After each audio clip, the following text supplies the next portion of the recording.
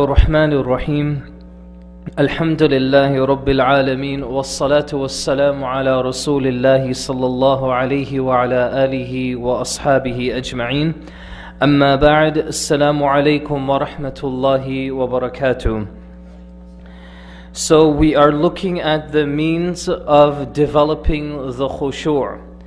And we begun this topic by discussing certain practical steps of how somebody can perform and increase their devotion with Allah subhanahu wa ta'ala. We mentioned that the first one was to prepare perfectly for the prayer. And this entailed a person's wudu and the place of prayer and what they wear. We're going to talk about this further when we get to a particular point relating to it. And we mentioned that perfecting the wudu in and of itself is a way to improve your khushu'. Taking your time and completing the entire wudu. And inshallah, as we continue with this discussion, we will go through all of the steps of the wudu and just make sure that all of us here are on the same page in how much you should wipe up the arms and where you should stop. Does it include your elbows or not? How do you perform certain acts and rituals when it comes to the wudu? So we will go through that as well as part of our discussion. Then in addition to that, we also mentioned that ensure that you pray on time and at the beginning of its time, not in the middle or at the end of that particular prayer time, but try to catch that prayer time when it officially begins. We also mentioned to clear your mind. Try to approach Salah with a clear mind. Try to eliminate any distractions and things that might be bothering you in your daily life. In addition to that, remind yourself of Allah Azza wa Jal and His greatness and His attributes. And this is the theme of everything that we've been talking about throughout our discussion, is that you're standing in front of Allah. Salah should remind you of you standing in front of Allah Azza wa Jal on Yawm al-Qiyamah. Some of the ulama, they said that when we will stand on Yawm al-Qiyamah, we will stand shoulder to shoulder. We will stand literally beside each other. There won't be any gaps amongst us. So Salah kind of gives you a brief feel or insight to what that might feel like. In addition to that, and this is where we're at today, in addition to improving our khushu', is that we remember that this prayer could be your last. Remember that this prayer could be your last.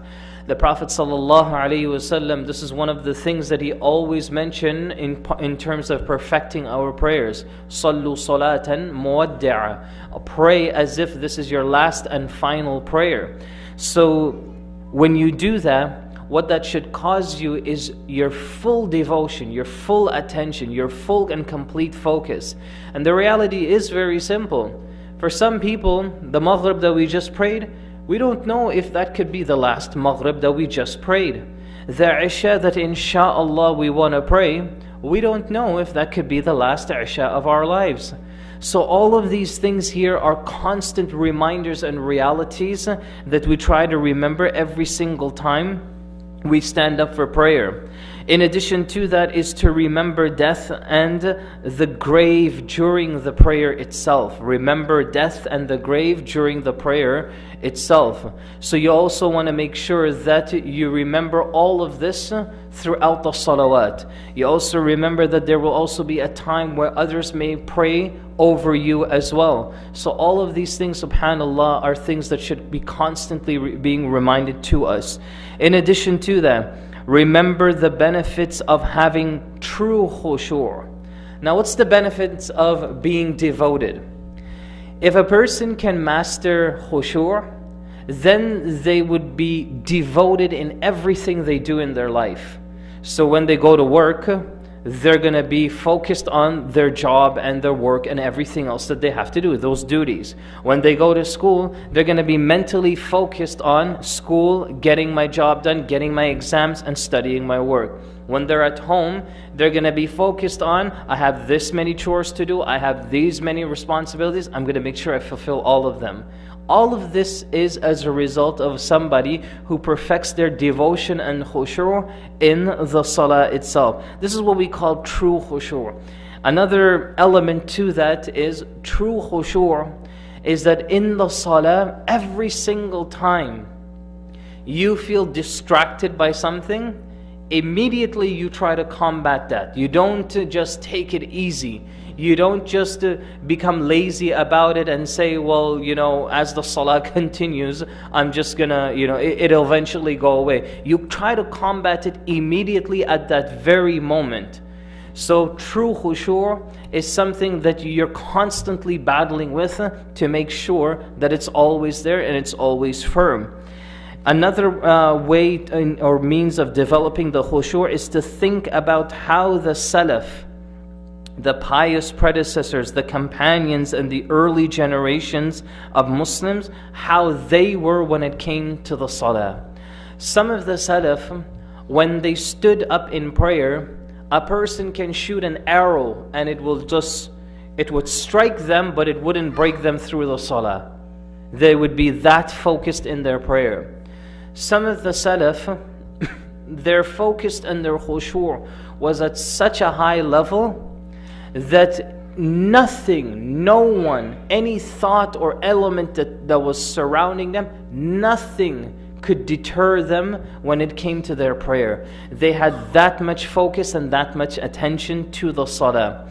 There are certain etiquettes that we're also going to talk about, inshallah, of how to prepare yourself to perfect khushu'. There's even a stage before that where you want to prepare yourself before you get to that stage itself, which we will talk about as well. Make sincere dua to Allah Azza wa Jal for His help in achieving khushu' in the prayer. So ask Allah Azza wa Jal to give you the khushu'. This is something you should never shy away from. So in your sujood or even before the prayer or any time you make dua, ask Allah to give you that. In addition to that, pray slowly and calmly with sufficient pauses. Take your time with the salah. The salah of the munafiq is of two types. The salah of the hypocrite is the one that when he or she is in their home, they pray very quickly, just hasten through the salah. They rush to it completely. Whereas the salah of the mu'min and the believer is that the same way that he or she prays at home is the same way that he or she will pray in the masajid. But the munafiq, no. In the home it's one style of praying, but in the masjid, when people are there and people are around, then of course the salah is perfected, or so it seems. So one of the advices of how to improve that khushu' is to try to develop some sort of consistency with the prayer itself. Try to develop some sort of consistency that the way you pray wherever you are, whether it's in jama'ah or not, is somewhat similar. Some of the ulama even mentioned that this type of method of praying, where when you're by yourself, you rush through it, but when you're around people, you take your time. The one who rushes their prayer is a salah that is not accepted. But there are certain rules to that. The first rule to know if a person who rushed through their prayer, if it's accepted or not, is the person who hastens through every single movement. The Prophet ﷺ says that when you go into ruku', فَرُكَعْ حَتَّى تَطْمَئِنَّ رَاكِعًا. So go into the ruku' until you feel somewhat peaceful, relaxed. Your bones and your limbs fall into a relaxed position. This literally happens in an instant moment. It only takes a few seconds for you to pause in that position and you have it. Every single one of us know what this feels like. Every single person here, you will know what it feels like when you have that position there. In addition to improving khushu', ponder and think about the beautiful du'as recited before the Fatiha. So this in Arabic is called the Sana, where this is one type of du'a. Then there are also other narrations of different things that are recited and said before the Fatiha itself.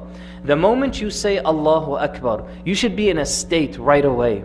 Your focus should be so clear that as soon as you say Allahu Akbar, so many things now become haram for you. You can't smile, you can't eat, you can't talk, you can't do any of them. You fall into this sacred state between you and Allah Azza wa Jal. What's the first thing that comes out of our mouths when that happens? It's only dua, it's only adhkar, it's only verses.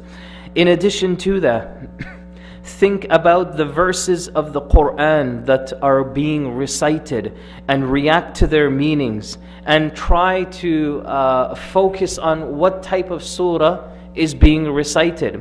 So this of course would require some background, some knowledge of the language itself. But even if you don't know the language of the Quran, in other words, even if you don't understand Arabic, so what do you do in this case here? One of the mistakes when it comes to Salah is that a lot of people, and I'm sure we've seen this before, you notice when the Imam might be reciting, then they'll have somebody beside you who knows the surah, so they start reciting along with the Imam. Some of the ulama say that the Salah here, that rak'ah for that person is broken. And simply because the job of the Imam is not to be repeated or to simultaneously read with him. The job is that for us, those who follow the Imam, is we literally follow him. So we listen to him and we let him recite whatever it is that he wants to recite. So it is a highly, highly disliked act to recite along with the Imam. Some scholars advise that if you hear a person beside you who is reciting, if you hear a person beside you who is reciting along with the Imam, tap him on the shoulder a little bit. Try to just bump him to let him know that this is something that is highly disliked and they shouldn't do that. In addition to that, recite in a slow rhythmic tone in a beautiful voice.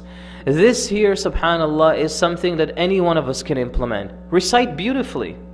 Make sure, try to beautify your voice. If you like Mashari Rashid, try to imitate him when you're praying. If you like Abu Bakr Shatri, or what's another famous reciter like Sudais or somebody, try to imitate them when you're praying your salah. That's what these reciters are there for. They're there as examples to us. So we try to imitate them. However, for the Hafidh al-Quran, this is just a personal advice to you. For the Hafidh al-Quran, don't try to imitate nobody. Because 99% of the time when somebody does try, the Hafidh al-Quran tries to do that, they lose that natural beauty of their own voice. Some of the ulama, they said that one of the blessings of a Hafidh al-Quran is that Allah gives them a natural voice. It gives them a natural tone. That's why, just look at it, just see for yourself. All those brothers and sisters that memorize the Quran, subhanAllah, this is one of the barakah that comes with the Quran itself, is that when these guys, they recite, they just have a unique tone to their voice like no one else. That's how you got all the Sudaises and the Shuraims and the Mishari Rashids. Where did all of these individuals come from? How did their voice become so beautiful and so eloquent with the Quran? It came with a lot of devotion, a lot of sincerity, and the fact that all of these men and women, they all memorized the Quran. So just keep that in mind. But part of the sunnah is to beautify your voice. And we mentioned this in our discussion of the adhan. The Prophet ﷺ tells us, زَيِّنُوا أَصْوَاتَكُمْ بِالْقُرْآنِ. Beautify your voices with the Quran itself. So this is actually a very, very good sunnah to practice. In addition to that, remember that Allah the Great is paying attention to you, responding to each ayah and to each dua. So again, think about and reflect on what is being recited. Seek refuge with Allah subhanahu wa ta'ala from the shaitan. So this happens to you, if this happens to you during the prayer, the sunnah or one of the sunnah acts to eliminate distractions in the salah is to dry spit on your left shoulder 3 times. Now be very careful of how you do this, because some people get very carried away and their dry spit doesn't become dry anymore. Like they really want to attack that shaitan beside them. And it's like one of those things when you see, when you go for Hajj and everybody goes to the Jamarat. Some people, they just get so over emotional when they're at the Jamarat. And I remember we used to see this a lot, that whenever they go to the Jamarat, you're supposed to throw pebbles. Not bricks and stones, but just tiny little pebbles. But you have some people there, like some of the women, they take off their abaya and they throw it inside there, their slippers, their Walkmans, their everything, their iPads, they throw it all inside there just to attack the shaitan at that very moment. So you want to make sure that you do that with some level of maturity and responsibility. Look at the place of prostration. Keep eyes open during the recitation of the Quran. Again, this is a very, very crucial way of improving your khushu'. Keep your eyes focused where you're going to hit down into sujood. Now, some of the ulama, they have two ways of doing this. When you're not in front of the Kaaba, you're looking down at the makan of the sujood, the place of sujood. Some of the ulama advised that it was actually mubah and permissible. Imam Shafi'i mentions this as well, Imam Ahmed mentions this as well, that it is permissible for you to stare at the Kaaba if you happen to be directly in front of it. Because the Kaaba in and of itself is a way to improve your khushu', just by looking at it alone. And for those of us who have been to Mecca and you've seen the Kaaba yourself, wallahi, just sitting there, it's very difficult, at least for me, it's very difficult to recite Quran when you're sitting in front of the Kaaba. Because you just always want to look at it. You just always want to admire it. You just always want to stare and say, Subhanallah. And then one of the du'as when you see the Kaaba for the first time is you're saying, La ilaha illallah, Allahu Akbar. You're praising Allah Azza wa Jal for seeing this and to be amongst that circumstance. So it's also permitted for somebody to do this as well when they're standing in front of the Kaaba. You can even see this with some of the imams who lead in Mecca. You can see this even in like the Taraweeh and so on. When they're standing in front of the Kaaba, they're not looking down at the place of sujood. A lot of them are staring directly at the Kaaba itself. In addition to improving our khushu', pray with a barrier close by, an example, a piece of furniture or something. This here, of course, is referring to the sutra. The sutra is a barrier that you place in front of you that protects your place of prayer. What's your place of prayer? It's where you're standing to where your head will touch in sujood. That's your place. It belongs to you. That's your spot. You need to protect that spot. So what do? You place an object, something that spans at least the length of your hand, and it sits there right above the area of your sujood. Some of the ulama, they have a difference of opinion if this is wajib or not. Majority of ulama, the most correct opinion, the most popular opinion with this situation is that the sutra is mustahab. It is highly recommended for somebody to have this. Why? For a number of reasons. Number one is the Prophet ﷺ never prayed except that he had a sutra with him. Secondly, there is a hadith that is a topic of discussion amongst the scholars, and that is the Prophet ﷺ said there is no salah except with a sutra. But scholars, they differ exactly what this means. Is this a command, or is this a state or a way that the Prophet ﷺ would speak, part of his eloquence in his Arabic? Let me give you an example. If I say to you, you have never visited Toronto unless you go to the CN Tower. That doesn't mean that you've never actually gone to Toronto. It just means that you'll never really enjoy being here and being in the city unless you go to the CN Tower. So what the Prophet ﷺ, according to some ulama, they mention is that hadith here does not entail that your salah is broken without the sutra. What it entails is that you will never taste the full concentration and devotion and khushu' of the salah unless you have a sutra. You see how it ties in together? Why? Because many companions never had a sutra. There are many narrations of companions that prayed without a sutra itself. So the fact that that happened, this is where scholars differ on exactly what that hadith meant itself. Majority of the fuqaha are of this opinion. Majority of the contemporary scholars are also of the opinion that this is highly recommended. But generally speaking, even amongst the scholars of hadith, that's where the ruling is a little more strict. Some of the scholars of the hadith, they said that it is wajib. Take the hadith for what it is and practice it. Wallahi, the best advice I can give is that we always try to pray with a sutra as much as we can. Because the reality is that we always want to perfect our prayer. We always want to make sure that we taste the sweetness of our khushu, and we want to do whatever we can to achieve that. So we try to pray with a sutra as much as possible. A third question to ask is very simple. If you don't pray with a sutra, is your salah accepted or is it broken? So unanimously, if a person doesn't have a sutra, their salah is intact. So that's another reason that this hadith here became a topic of discussion, is because nobody can claim that just because you don't have a sutra that your salah, you need to repeat it over again. So that's how we understand the hadith, and Allah Azza wa Jal knows best. In addition to that, in terms of improving our khushu', is that we reflect on a particular surah that we wish to recite for that particular salah. What do I mean by this? This is a mental preparation, everyone.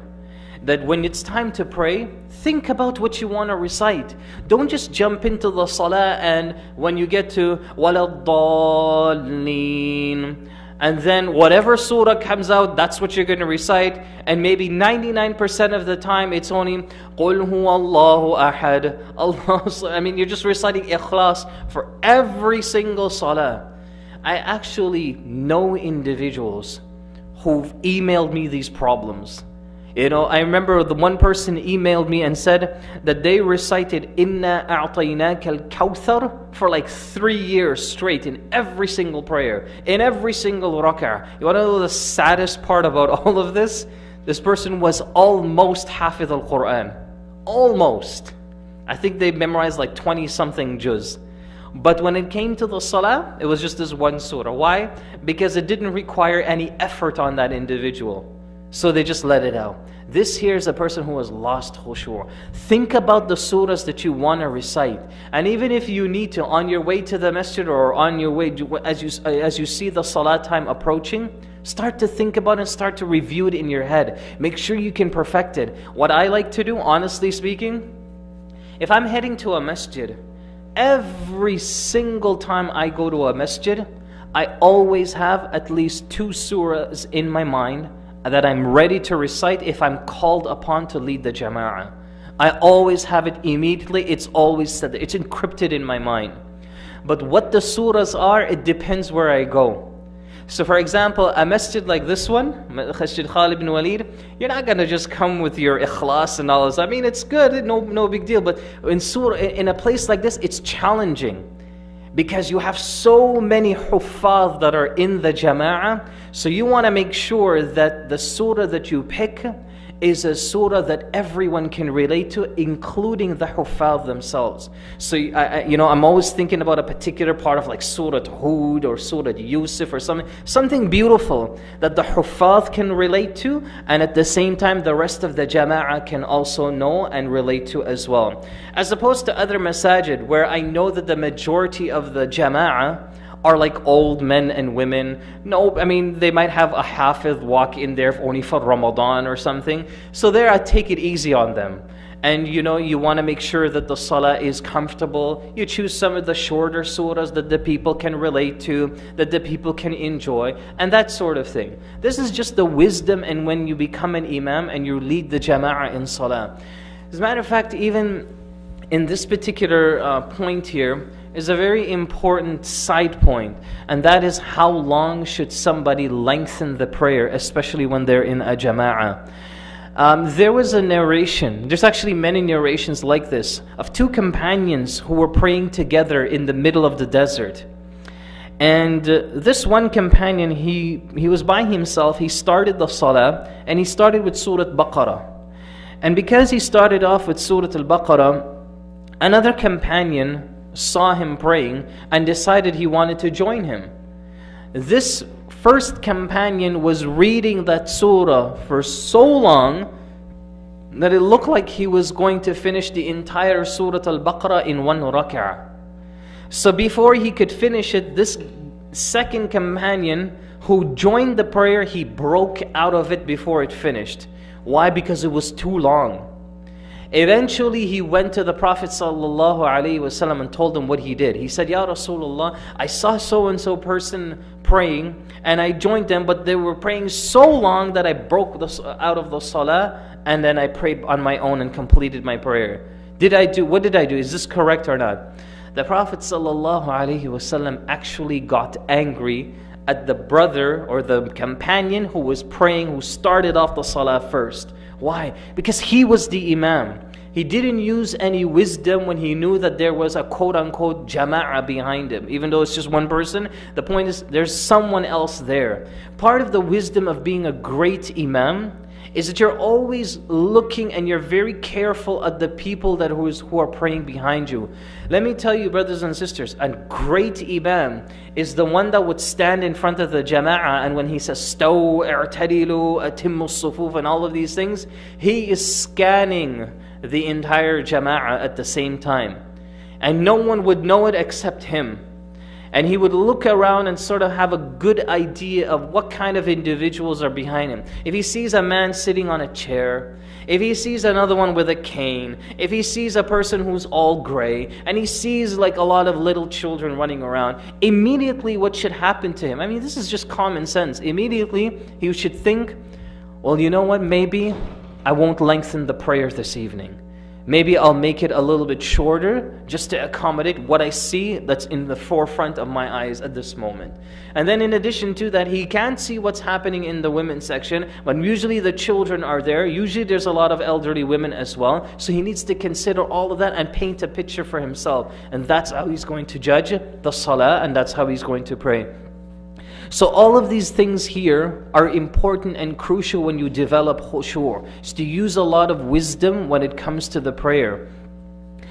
Remove everything from the immediate environment that might distract you. So if you happen to be praying in a room, make sure that the room is somewhat subtle, neutral, that you can pray with ease and comfort. Nothing is going to really distract you when you're in that room as well. Lengthen your ruku' and lengthen your sujood, bearing in mind that this is the closest you can be with Allah Azza wa Jal. The Prophet ﷺ mentions this in an authentic hadith, that this is the closest when we become, or when we fall into the prostration and the sujood. It is the sunnah also to lengthen this period. Lengthen your time with the sujood, especially when you're alone. According to some ulama, when it comes to the Maghrib, the Isha, the Dhuhr, make it as long as you want. So you can literally pray for one entire hour, just Dhuhr alone. Just lengthening your prayer, being in long sujoods. All of these things are praiseworthy acts, especially when you are alone. Ensure that the sunan and the nawafil prayers are done and in the most secluded areas. In other words, sunnah prayers, the sunnah of sunnah prayers is to be done in the homes. It's to be done in places where it's just you and you alone. That's why you see after the salah, what happens? A lot of the brothers and the sisters, they'll find corners all over the musalla and they will pray their sunnah. That's the sunnah of the sunnah. That's the sunnah of the sunnah prayers, is to find your corner, find your little spot, and pray your sunnahs. And pray your sunnahs as much as you can, and hold on to your sunnah. The sunnah prayers itself, I have an entire discussion on this. The sunnah prayers are protection of the wajibat. They are the protection of your prayers itself. And the person who prays their sunnah is a person of strong iman. A person who praises sunnah they've protected themselves, or they've caused a greater and a stronger barrier between them and the shayateen. A person who prays the sunnah is an indication that they are a pious individual, and insha'Allah they are a person of Ahlul Jannah. Because the Prophet ﷺ said that the person who completes all of the sunnah raka'ats every single day, Allah Azza wa Jal will build for them a mansion in Jannah, by simply praying all of those sunnah prayers as well. So you never ever want to ignore that, and try to hold on to it as much as you can. Having said that, brothers and sisters, This is just another section under the topic of the khushu, is to stay away from everything that is forbidden in the prayer. In other words, do not pray in garments that have the potential to distract you from khushu. Other words, we talked about this. We had an entire discussion about this. Wearing brightly colored materials and shirts and things like that, or on carpets that have distracting designs and pictures and so on. I remember in Saudi, we went into this masjid, and honestly, there was this nice, beautiful carpet. Looked really, really elegant, but it was so fancy. And I don't know if this happens to anybody, but it happened to me. It happened to some of the brothers when we were there praying. You know that how when you're trying to focus on your spot for sujood, and then you start looking at the designs and you start putting together a face? So you're already laughing. You know exactly what I'm talking about, right?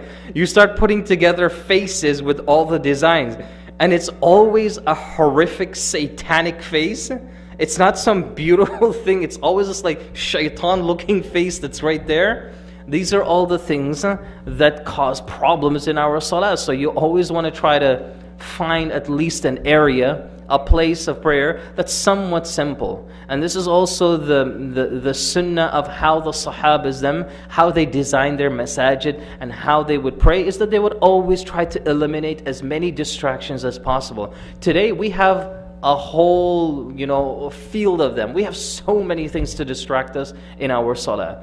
What we wear is just a minor portion of what can disturb us and remove us from the prayer. Today we have like the one and only, the cell phone. وَمَا أَدْرَاكَ cell phone. What is like the cell phone in this world today? I mean, we live in a time where you could be praying to Allah Azza wa Jal, focusing on Yawm al-Qiyamah, everything, but Britney Spears is also there with you. Why? Because someone else's phone ringer is a song of Britney Spears and is blasting away right beside you. That's what we're dealing with today in 2013. Then in addition to that, occasionally, I don't know if any of you have seen this, I've seen this just once, alhamdulillah, that in the salah, a brother picks out of his phone because it kept ringing. And so he took the phone out and he said to the person, "I'll call you back, we're in salah." And he hangs it up and he continues praying. So that's what we're dealing with today. That's what we have today. These are the distractions that we have. So again, you try to eliminate all of this as much as possible. Do not pray when the food is ready and you want to eat that food. In other words, the food is in front of you. The sunnah is actually the opposite of what a lot of people think. A lot of people think that, okay, you're sitting there and you're eating the food and it's time for salah, drop the spoon and run and pray. The sunnah is actually the opposite. The Prophet ﷺ encouraged us to finish what we were doing, or at least, here's the hadith, satisfy your hunger and then go for the salah. That's the beauty of the Prophet ﷺ's words. The Prophet ﷺ doesn't say to complete the entire portion of food. He says to satisfy your hunger. Why? Because you don't want to be praying and thinking about that luscious meal that you just left behind. But if your stomach was satisfied, you're not going to be thinking about it as much. So only then you should leave it. And this, of course, has rules. Obviously, some of us are slower eaters than others.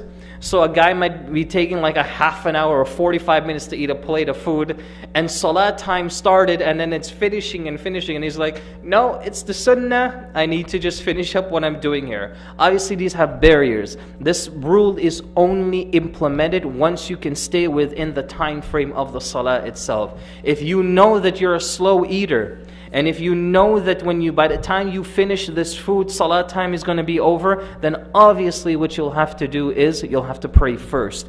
And then you definitely have to work on your eating etiquettes and speed that up a little bit. Last one that we want to pause here for today, and that is, do not pray when you feel the need to answer the call of nature. So when you feel the need to go to the washroom, do not pray. Honestly, I have no other way of explaining this. It's a very simple, straight, explicit, golden rule. If you need to go to the washroom and it's time for salah, sacrifice missing the first rak'ah or the second rak'ah and go to the washroom. Because what is the point of you standing there for salah and all you're thinking about is, subhanallah, I hope he doesn't recite Surah Baqarah. I hope he finishes his surah quickly. I hope that the ruku' is not so long. Oh my God, it's this brother or that brother. This guy is notorious for making long prayers. You got all of these issues that are going to go through you, and you just lose the whole essence of the salah itself. So obviously, to eliminate all of that, this is, to achieve a greater good, you go ahead and you relieve yourself and then come to the salah. And this is, of course, also the advice of the Prophet sallallahu alaihi wasallam. Another advice, and then we'll stop at this one inshallah, is do not pray when you are feeling extremely sleepy. Extremely sleepy, don't pray until you are fully rested. Again, this has rules. This obviously, the rules behind this is don't sleep through salah time. But at least somehow gather yourself, somehow try to get some rest before the prayer or after the prayer, before the next prayer. Do whatever you need to do to at least make sure that you have some level of rest and comfort. Again, it's the same problem with the person who goes to the washroom. You're going to be sitting there and you're going to be praying like this. Alhamdulillah Rabbil Alameen. Ar-Rahman Ar-Rahim Maliki Yawmiddin. And you're just going to try to just scrape through the salah. Obviously, you lose all of the beauty and the essence of the prayer. Brothers and sisters, you see what's happening here? The salah is not a ritual that we perform. It's a part of our character. It's a part of our life. It's not a routine. It's not like going to work every day. This is a part of who we are as our identity. So we have to perfect it as though the salah speaks to us and it's part of who we are as individuals. That's why the Prophet ﷺ laid down such explicit guidelines to perfect all of the prayers and to perfect our khushu'. This is where we will pause insha'Allah ta'ala. On Sunday, we will conclude the topic of the khushu' itself. And after that, what I intentionally wanted to do was to go through the arkan of the salah itself. But before I do that, the arkan of the salah are approximately 17 to 19. According to some ulama, 19, majority, they list for us 17 of them. Now, these arkan or pillars of the salah, each of them deserve their own discussion. Because there's a lot of implications. So reciting the surah Fatiha, standing up, the sujood, and all of these different things, they all have their own discussion behind it. But before I do that, I think it's important that we discuss the wudu. So we want to go into a systematic method of perfecting the prayer. So basically, before we quote-unquote start praying, we want to make sure that our wudu is perfect. So we will go through the ayatul wudu, verse number 6 in Surah Al-Ma'idah. يا أيها الذين آمنوا إذا قمتم إلى الصلاة فاغسلوا وجوهكم وأيديكم إلى المرافق. That is the ayah of wudu in the Quran. So we will go through this in Surah Ma'idah. Aisha radiyallahu anha, she says, if you want to know fiqh, study Surah Ma'idah. Surah Ma'idah is the surah of fiqh itself. That's why some of the ulama, they mentioned that there is actually a difference of opinion. What was the last verse ever revealed to the Prophet sallallahu alaihi wasallam? The majority of ulama, they take that verse in Surah Baqarah that we all know, وَاتَّقُوا يَوْمًا تُرْجَعُونَ فِيهِ إِلَى اللَّهِ. So that's the last words. This is the majority of scholars. But there are certain verses in Surah Ma'idah that also talk about Yawm al-Qiyamah and the last days and things like that. But Aisha, she mentioned that that Surah Ma'idah in and of itself is the last and final surah that was revealed, simply because it's the surah of Islamic laws and ethics. In other words, Allah left us with a rule book. This is how you perform. This is the fiqh. These are all the things, the do's, the don'ts, the halals, the harams. This is what's left with you. So Surah Ma'idah is a really, really interesting surah. It's a surah that inshallah one of my dream as a da'i is to do a detailed analysis of the surah.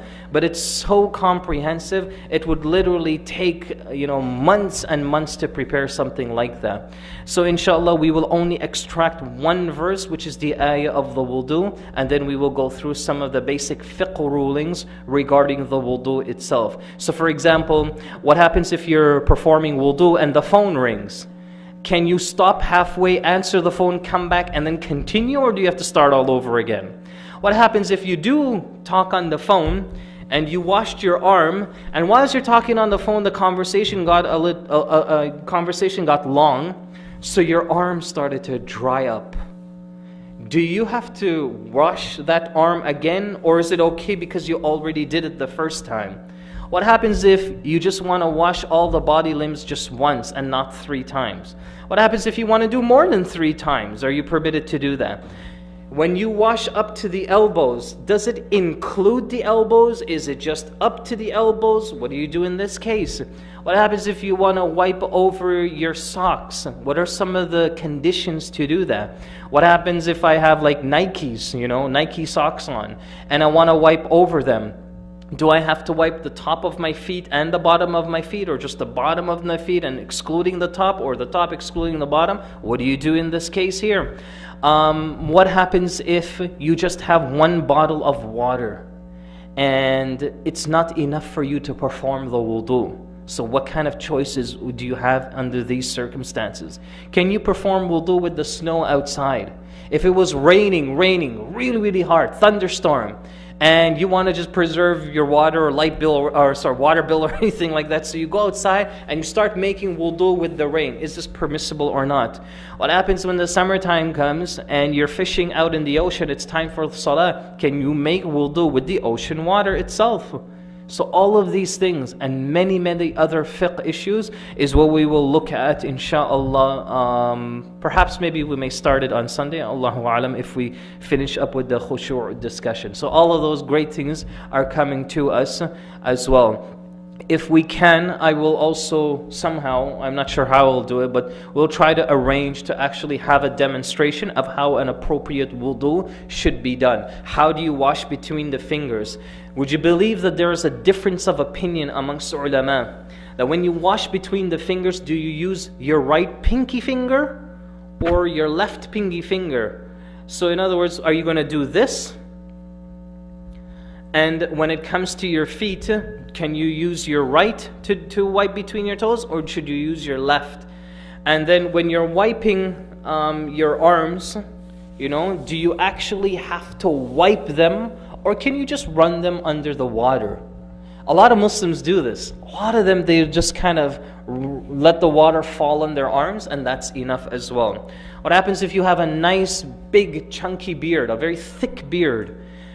Is it sufficient for you to just wipe the beard and that's it? Or do you have to, get water there and get down to the roots?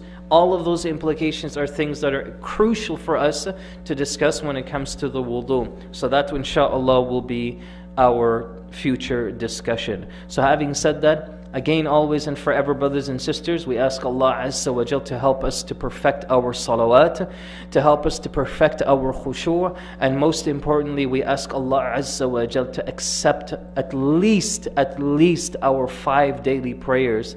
And if Allah Azza wa Jal chooses to accept more than that, may Allah subhanahu wa ta'ala enter us in His Jannah. Allahumma ameen. So this is where we pause, inshaAllah. Wa akhiru da'wana anil hamdulillahi rabbil alameen. Wassalamu alaikum wa rahmatullahi wa barakatuh.